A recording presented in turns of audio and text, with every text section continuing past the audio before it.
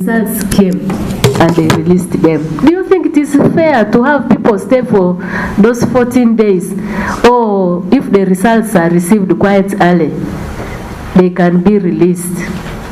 Then, Mr. Chairman, whereas the professor said for us the fatalities and the severity of COVID-19 is not serious. Now, do we have ventilators just in case we have severe cases? Then you talked about the young, but since they tell us that this COVID goes to the respiratory system, and most of the younger people smoke, they smoke the weed, they smoke the cigarettes, don't you think our youth can also be at risk considering those factors? Thank you. Yes, Professor. Hey, Mr. Chairman, Mr. Chairman, retesting. We had a case of 3 cases from Amu that were taken to Moroto. The results, the samples were brought here. One of those 3 was a Kenyan who was taken back and handed over to the Kenyan authorities. Now, when that woman reached there, those people retested them, and they said the woman was negative. And for us now, people of Amu, we are wondering who is not doing the testing properly. Is it Kenya? Is it Uganda? Because they were together with the other 2. They were even taken in the same ambulance, only to be told the other woman was negative, but these other 2 remained in Moroto referral. Do you do retesting in such a case? And especially following what His Excellency acknowledged about results being confused. Those who were negative were said to be positive and vice versa. Do you retest such cases, considering even the cost of the testing per patient? Maybe, Prof, before you come in, I remember introducing myself as a member of parliament representing Kilometer 0, which is a borderline between Uganda and Kenya, through Malaba. I just you talked of gene machine and of course the testing center in Tororo. But I want to find out, there has always been persistent complaints that there are no reagents for those machines. And that has caused me to time and again communicate to the authorities in Kenya because of the confusion caused by the truck drivers who are subjected to retesting. I wanted to find out whether there are continuous protocols that you're agreeing with your colleagues across to recognize the test results that come from their side. Now that we have also this conflict, whoever goes back to Kenya tests negative, but after testing positive here. As we speak now, yesterday, you might be aware, the Kenyan truck drivers yesterday declared another strike, and this time much more serious. They are not going to come. The truck owners have decided the cars will park because of the long stay at the border and many attendant stations that are inconveniencing their movement. How best are you going to help with the coordination, the other side and this side, to ensure that we don't have these delays? And also, there has been reports that some of the tests done even in Europe, in the UK, in America, are up to 85% accurate. Could that be the reason why we are having Makerere differing from you, and maybe you differing from Kenya? What could be the problem? Thank you. I think those are very important observations. Yes. Okay, let me start. You started with the virus, the differing in Beijing, Europe, and when you sequence the whole virus, you find those variations. And as I've mentioned, even in our viruses here, you find that the virus of a Ugandan who returned from UK, the virus very much is close to the viruses in UK, although it is all COVID, or that one who returned from USA, So there are minute differences, in the nucleotide when you sequence the genetic makeup, and that is also helping us to track movement of the virus. So when I say the virus does not vary so much compared like to HIV. HIV mutates so much, that but this one the changes are small.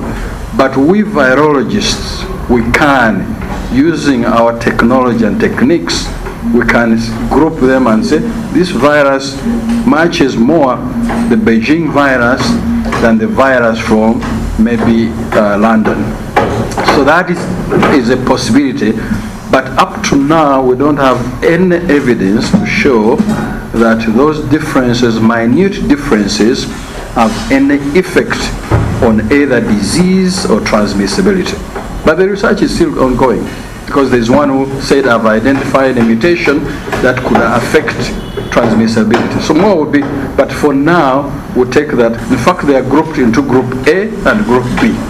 The majority of our viruses are in group B, and then in B you have B1, B4, B3, like that. But they are minute, which for now should not worry us, but they are good, important in epidemiological linkages to link that this virus came from Beijing, or so I hope it is clear.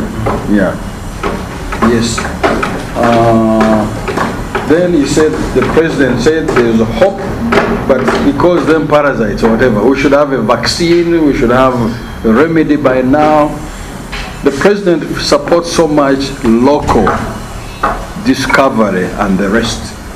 When I sit with my colleagues, I tell them to be a little bit less. Science does not move like that. We could not have started working on COVID in Uganda in the last 3 months and have a vaccine now. That is impossible. If I could sit down quietly with the president, I would tell him, if there are other people giving you different information, me as a scientist, that would be very difficult. You didn't have any capacity. You developed the capacity within a month to 2 months, and you have a vaccine in 6 months. That would be a miracle. Very, very difficult. So what we have agreed, and I tell my colleagues, let's use COVID to develop our capacity, either to get a COVID vaccine or other vaccines, because there are other diseases. Let's use the opportunity we have from the president, from the government, build our capacity, but let's not give people too much hope that it will be, we shall have a vaccine in Uganda, made by Ugandans, and what? That is, science does not work like that. But at the same time, we need to accept to use vaccines that have been developed elsewhere. And that is the approach. I presented it also in cabinet. That approach is to, let's develop our vaccine, but also be prepared to test vaccines that have been developed elsewhere and tested elsewhere. So I don't agree with the president that we could have results now of a remedy vaccine. That would be too quick to do that. Diversion of funds, let me maybe modify it. It's not diverting from, it's money for reagents. So within the same budget line, it's not that you have diverted money for salaries into reagents, money for travel no, it's using the same. If one lab had requested for reagents to work on polio or on HIV, let's use the budget for reagents to do COVID. If we had budgeted for allowances for staff to go to Arua to work on plague, let's use those, because you are not going to go to Arua, let's use that to support those who are working on COVID. So it's within the same line items, but just changing from HIV, hepatitis, or whatever, to COVID. I hope there I'll be safe with the auditors.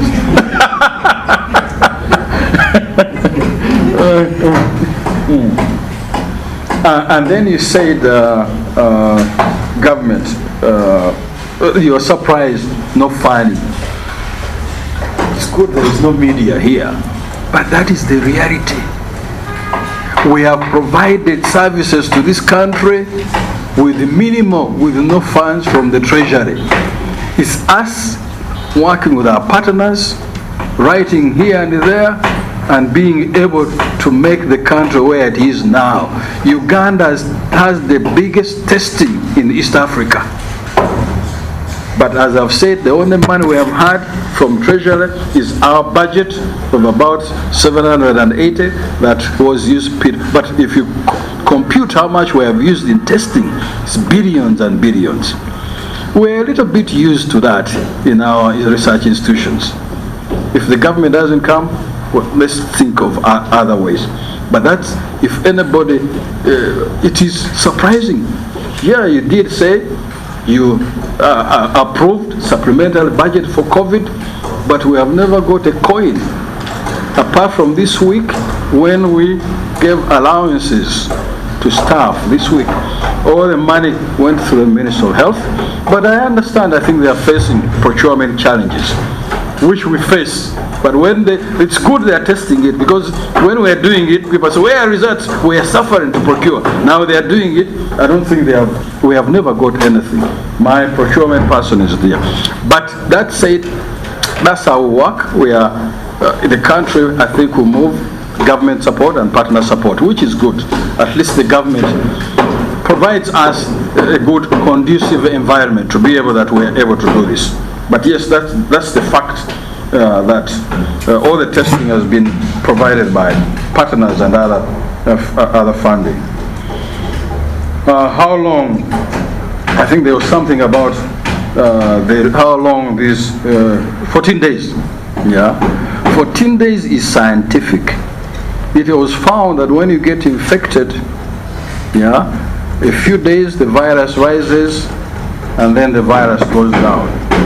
Some people it may take longer, others shorter, but on average it takes 14 days to lose the virus. And there, after 14 days, you may be safe to go to the public. That's why when we test you at the beginning, we keep you for 14 days. And WHO and others recommend before we release you, test twice. Those tests should be 24 hours apart, and then we release you. So the reason 14 days is supposing you are incubating the virus, yeah? It allows that time period so that you are not pandemic. So it is scientific. There's a lot about testing, discrepancies between here and there. Let me explain how discrepancies could come. By the way, for the Kenyan, many people are reading the WhatsApp only the top. They were not going to the bottom, because at the bottom they said eventually this person was tested in a lab in Kenya and was found to be positive, and the results agreed. The heading was confusing, but when you read, at least the one I knew who was in the media. But testing positive and negative, biologically it could be that you have been with the virus, after 14 days you don't have the virus. So you are positive, you become negative because you have lost the virus, and that happens. Yeah, it's a normal biological mechanism. The virus disappears. If you are in Uganda, when you have the virus, you could go back to Kenya and you don't have the virus. So that happens. Yeah, it could be the sensitivity of the tests. That is possible. Yeah, it could be because, as you have mentioned, not all tests are sensitive. Yeah, in fact, one of the challenges we have with the tests that we are doing is that not only the tests of the procedure, but also how you do the swab. Yeah? You have to do it very well. Go deep and swab and turn like this. If somebody doesn't do it very well, yeah, and it is not comfortable. It has some discomfort as you're doing this. So it has a technique. So there's also that error that comes with the technique, because you have to swab either in the nose or in the throat. Yeah. These are not 100% perfect tests. Yeah. The tests have a limitation. Limitations in the way they were designed, limitations in the person who's doing it, limitations in the way somebody takes up the swab. But we have to live with those limitations. We try as much as possible to do the best, but there could be some areas where you have results that could be discrepant. That's why now we are putting in more strict mechanism.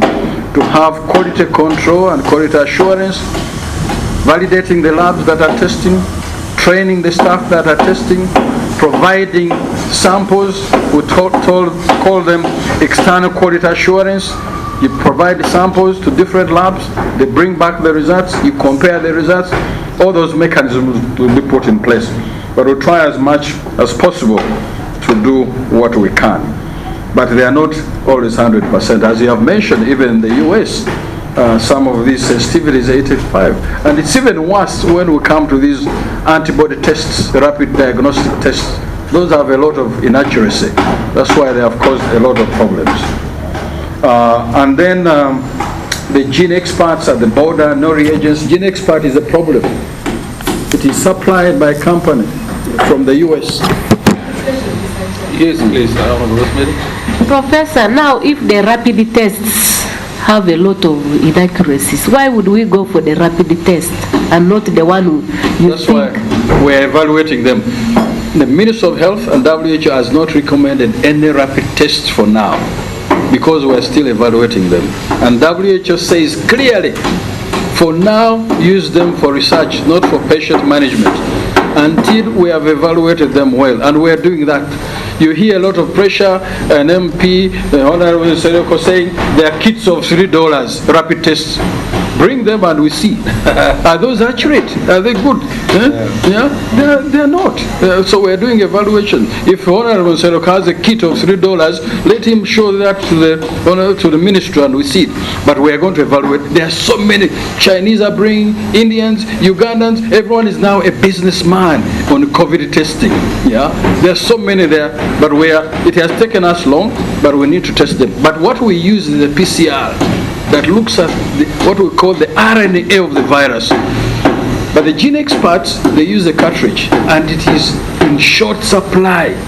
US refused to export, yeah, and then we had to get from Europe. In fact, one time the president told us to give him all the CEOs of these companies so that he calls them, including the gene expert.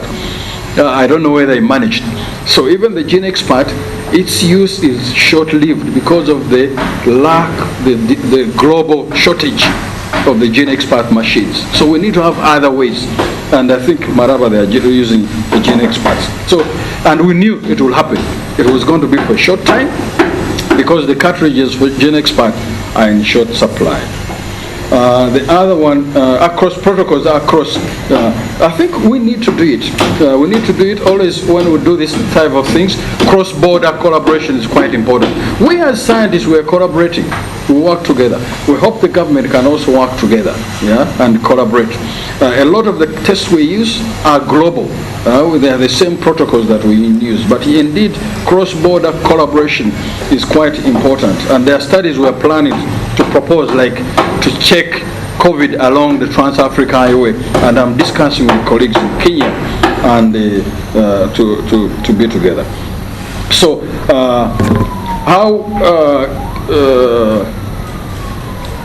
what were the others? But the other thing about these people who are quarantined because you have fever, we must have some case definition. If I just have a fever and I mix you, I think we need to look at, of course, fever should be highly suspicious, but it should have some other case definition of how we identify people. Because 14 days is not an easy. I think those were the major ones, unless I've forgotten something else. I think it's okay. Yeah, we will continue engaging on this. I mean, we are also part of Committee of Science and Technology, yes. So we have been meeting quite often. Yeah. With the Honorable Rosemary. This issue of the youth who smoke. Oh, the youth, the youth. And the ventilators. Yeah, of course it's important. The ventilators, I have the minister on Saturday with the press, and she gave a very detailed, which has ventilators, hospitals, and all that. I will, we can provide it, but it's quite a nice detail. We normally give regular updates on the hospitals, on the testing and all that, and I'll check whether, but I think she may have included the ventilators, how many we have. they have made an effort to provide ventilators in the hospitals where we have isolations and some of the regional hospitals. Not many, but at least there has been provision of those. But I have some details here. Yeah. Okay. Prof, about the youth. For the youth, yes. The youth, yes, of course, smoking could be a risk. But I'm not saying the youth generally at low risk, but I'm completely at no risk. No, not completely. When we talk about, we say generally, youth, the disease in the young is less severe than the old. But you may have youth of that kind, but I don't know how many of those patients that we have had have been smokers. Maybe we don't have any, or we have very few, or they have smoked and their lungs are okay. So it's not excluding that youth completely, because they have died, even in Europe and USA. Young people have died, so it can happen. Yeah, thank you. Do you do tests after somebody has died? That's an interesting one. Within our scientific advisory committee, we have a colleague who is looking at autopsies to see, to follow on these autopsies.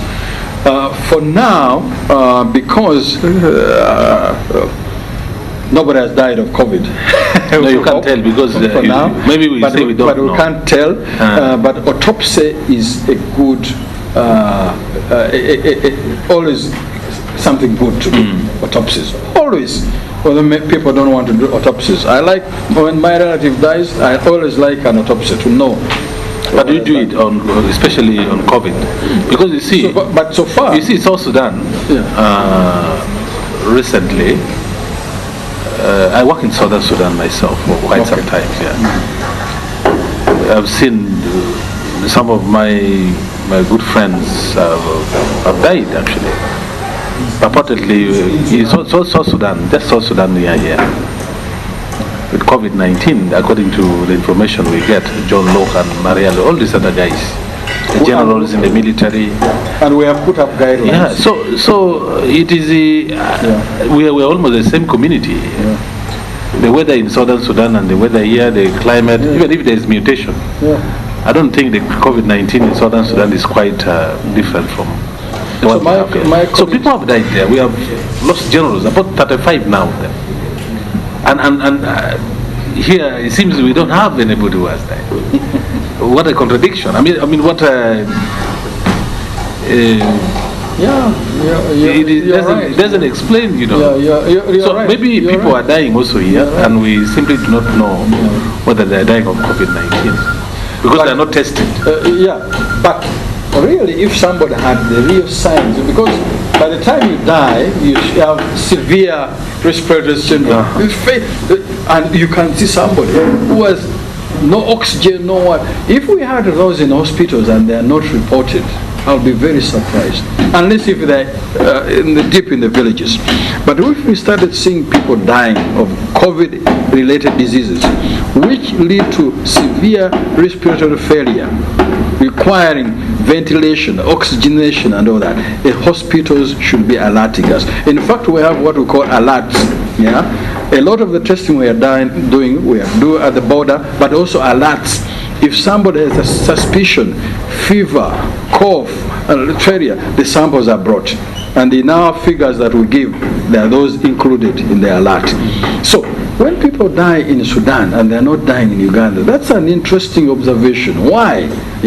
I've not jumped to the conclusion that we do better clinical care. I don't want to go into that conclusion. Than others. But we have a team led by Dr. Henry Kajumbla that is coming up with the autopsy and how we look after the dead in this time of COVID. Okay. Thank you, Professor, and your team. I think let's now go to what has brought us here mainly. We have this audit report 2018-2019. And then we are just going to go straight to 101, which is implementation of your approved budget. And there are some observation that has been made by the Auditor General, including how you have been able to implement your budget. Your budget is structured in some key deliverables: management and administration, health research, services, internal audit. Then the observation here is about revenue performance, especially your NTR. The estimate you gave, which you budgeted for, was 260 million Uganda shillings, but you collected less money, 107 million, which represents about only 41% of your revenue. And then we are looking at it here that probably some of the key outputs that you had planned were not implemented because of this shortfall. I think the variance is about 152 million 879, which represents about 58%. So we want you to explain this to the committee. What could have happened? Why you decided to budget higher than what you anticipated in terms of your NTR? Yes, Professor? Yeah, colleagues here will add. I'm not specific as I'm confused with these books, but I read through, I know. I think one of the major one was the liquid nitrogen. Yeah. Okay. The liquid nitrogen plant, which for a long time, many years, has been providing us with a lot of non-tax revenue. It's been down for some time. We requested for funding to have it repaired. We haven't got the funds yet. That was the major reason for not meeting the targets that we had anticipated. So can you tell us some of the activities that were affected by this shortfall? Because we know sometimes the Ministry of Finance gives you the money in advance, especially the NTR, and then it means here that perhaps maybe, I don't know how much, I have not seen your accounts, what the warrant was. I don't know the warrant that you were given. But all the same, could you tell us your the activities that were affected by the implementation of this? I request my colleagues, because this was approved specifically, yeah. And I want to believe that that was also the warrant, the 260. Which activities were affected? Thank you, Chair. I think the activities that were affected here was that we used a lot of electricity to preserve the samples, because with we use liquid nitrogen to preserve most of these samples. But in the absence of liquid nitrogen, that means that our electricity bills went high up as a result of that, of the breakdown of the liquid nitrogen plant. So your electricity went up? Yes. Our electricity bills went up. Chair. Okay. Yes, how? I think When this was not operating? I thought the liquid nitrogen... I told you that we use... is also generated by electricity. But we use the liquid nitrogen plant to preserve the samples, but alongside electricity. In the absence of the liquid nitrogen plant, so it was only, the samples were only preserved using electricity. Chair, I think the question has not been understood. The question has not been understood. What Chair was saying, you are supposed to have collected 260 million in NTR. You only did 107, of course, despite getting the front loading. So with the shortfall of about 152, which activities didn't you perform because you didn't have all the money? Okay. I got the question, but I don't have the details. I fully understand, because we have a shortfall. So what didn't we implement? What did you implement? That was the question. Yeah. Probably it may be, unless we go back, it may be a little bit difficult to identify work, because some of these funds, I think that you have, if we put it in the budget, when we're doing the budget, then it will indicate where. You planned for this. Yeah. This was the budget that has been approved. Now you never realize the budget. Mr. Chairman. Yes. For me, my understanding of the breakdown of the liquid nitrogen plant is that from that plant, there is how you are generating income from it. I don't know whether there were people who were bringing some things to be preserved there, or what is it. And now that it is broken, now you have lost the NTR. Were there some people who were using it? Yes, what we do, because there are many other organizations that use like liquid nitrogen. An example are those who do insemination. They used to buy a lot. We used to have JCLC buying from us and others from Kampala, so they no longer come. So we lost some income. But I think my colleagues, I don't have myself, my colleagues can help me. What, as a result of loss of that income, what did we fail to implement? Just to go by that as well, what percentage of your NTR is always generated by the nitrogen plant?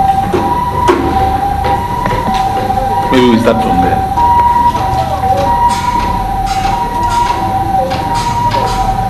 Because if this is attributed majorly to the nitrogen plant, which means that's your major source of income. Is it what percentage do you normally get in terms of your NTR from the nitrogen plant? That's like what Honorable Rosemary. The percentage from the nitrogen plant? Yeah. In terms of your total NTR. Contribute. I think around 92%. Around 92%? Yes. So majorly is on the nitrogen plant? Yes, because the others are canteens and the restaurants, but there are about 3 small ones.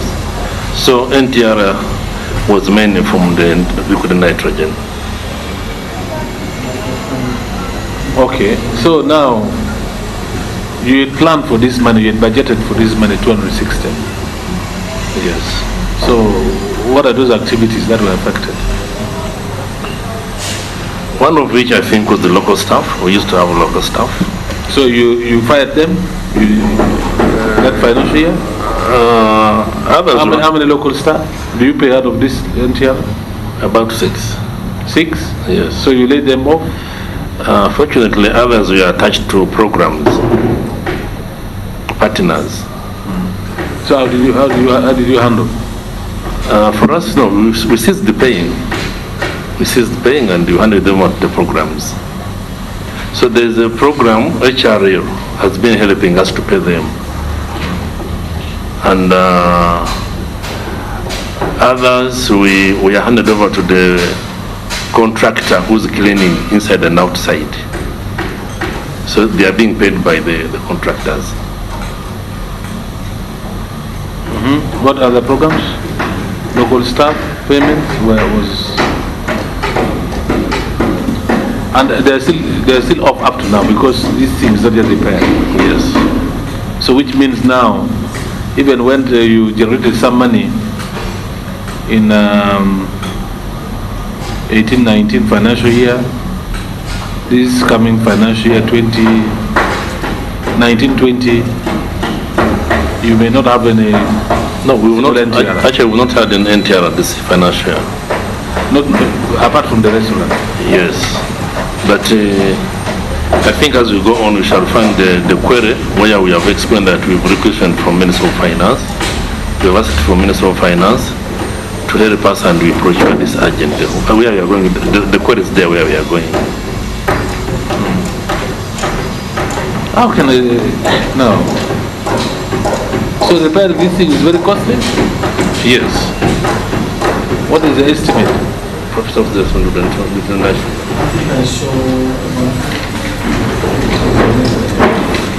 Because for an institute like that, a research institute, not to have...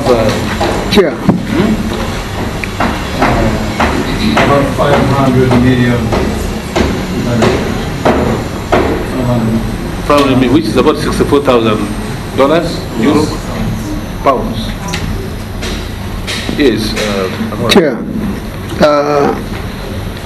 I thought this is one of the most important.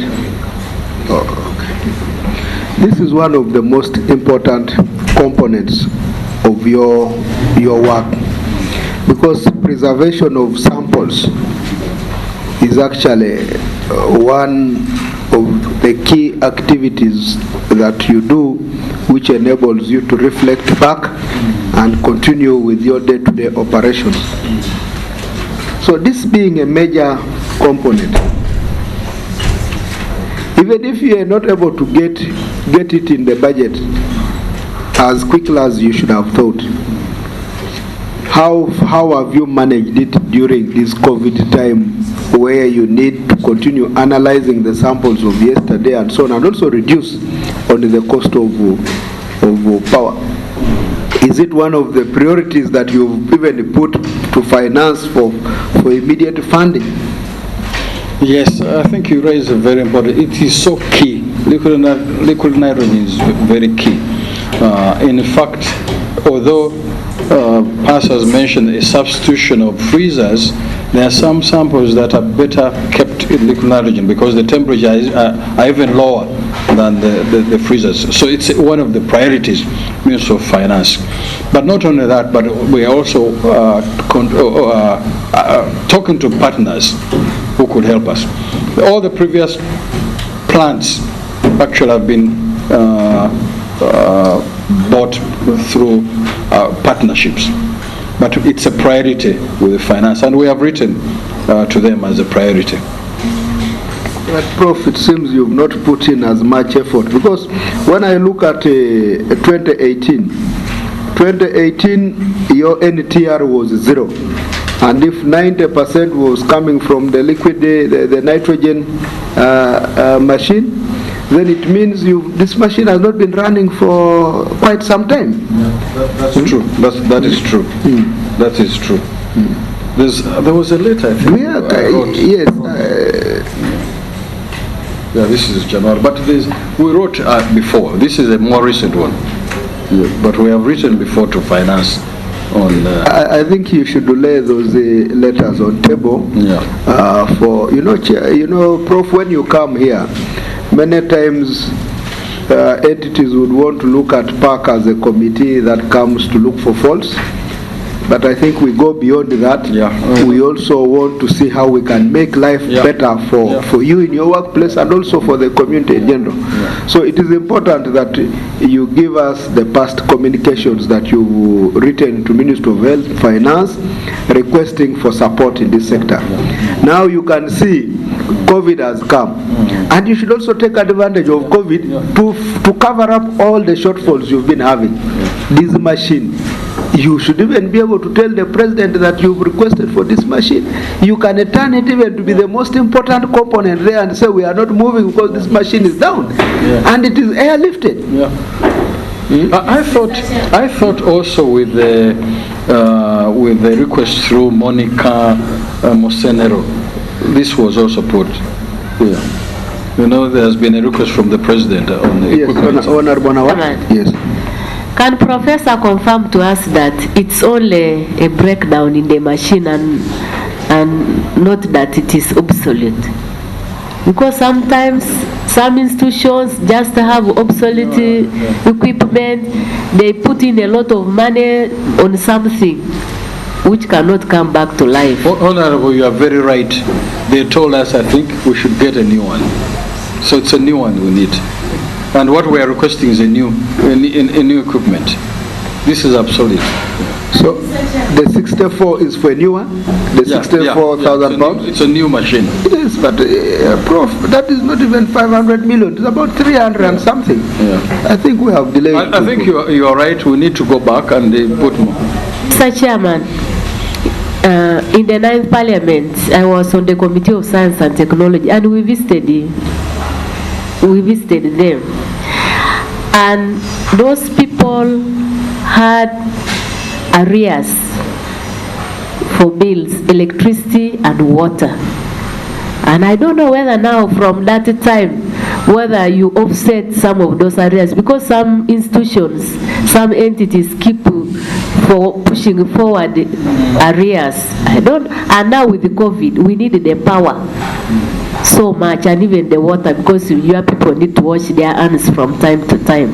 So I don't know whether you have solved that one, because that one should also be an issue that government should address as you fight COVID-19. Honorable member, you remember very well. You are not wrong, but I'm very happy to say government cleared everything. At least that it used to, it was yes. No, it was clear. No more arrears for electricity, water. We are very happy. I think let's get those letters, not only the latest, but also the past communications that you've written. Let them be laid on the table for our clerk to capture. Auditor General, do you have anything to say about NTR? Okay. Now we go to the next, which is one. That's 1-2. That is under absorption of funds. Maybe just a quick one. What was your budget for the financial year in question, and how much did you receive?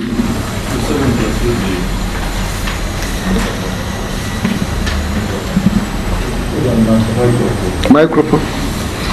Chair, welcome back. I now hand over back to you. We are now on absorption of funds. Okay, thank you. Yes, what was your budget? The details are on page 12 of the appropriation account.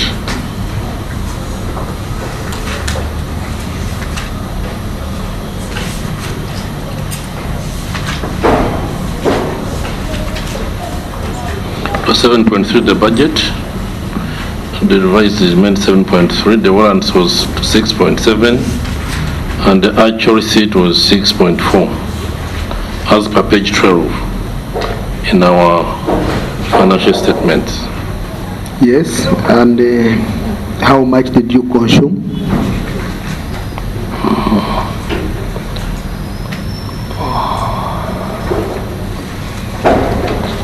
We consumed 6.343. What was the shortfall? The shortfall one for the NTR was 152 million, and from central government was 773.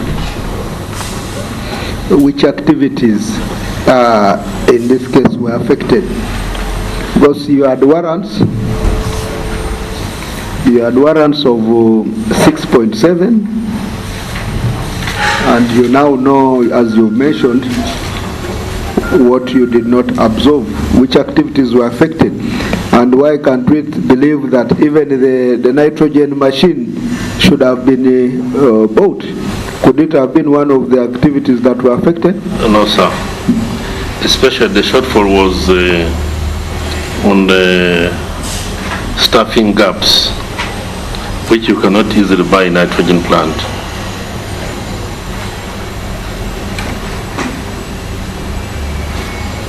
What was the problem with the staffing?